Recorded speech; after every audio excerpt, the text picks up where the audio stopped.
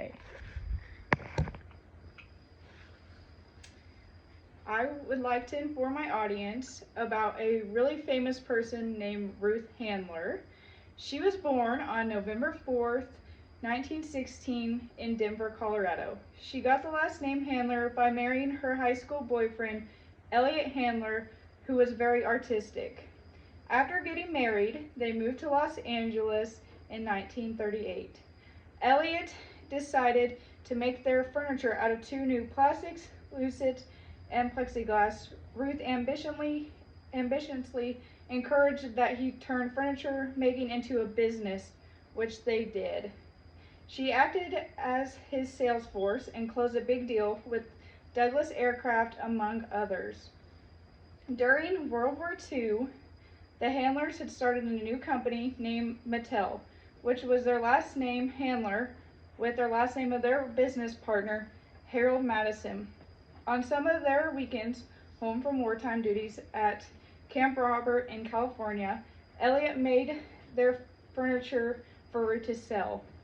In the mid-1940s, Ruth and Elliot would be taking in $2 million. Wow, that's a lot of money. From borrowing money that Mattel launched a music box that sold 20 million units by 1952. The Handlers had two children named Barbara and Ken. When the children were teenagers, they took a trip to Europe in the year of 1956. In Europe, they saw a doll that looked like an adult woman and very different from baby dolls most little girls around owned, and which Ruth got very inspired. 3 years later, Mattel's version of the famous Barbie we know now debuted with a wardrobe of outfits that had to be purchased separately. The Handlers took Mattel public in 1960, and at the time the company was worth $10 million.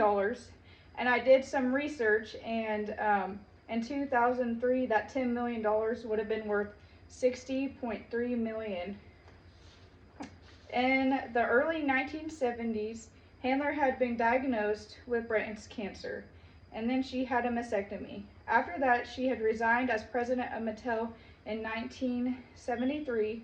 Soon after, she started working on a new product, a comfortable breast prosthesis. Ruth created the Nearly Me line, and in 1974, an investigation found Mattel guilty of issuing false and misleading financial reports, which led to the banishing of Elliot and Ruth Handler from their own company, Mattel.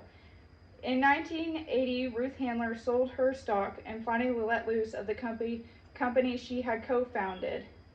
I found a lot of this interesting research on Ruth from abcnews.com. Although they were banished from their company, Mattel, to this day, they still produce and distribute breast replacements and post-mastectomy swimwear to customers internationally. If you look up the Near Me line, they haven't changed the name, and it's still Nearly Me. Ruth, at the age of 85, ended up passing away from complications during her colon surgery. What awesome accomplishments Ruth made in her 85 years of life, and someone to be looked upon.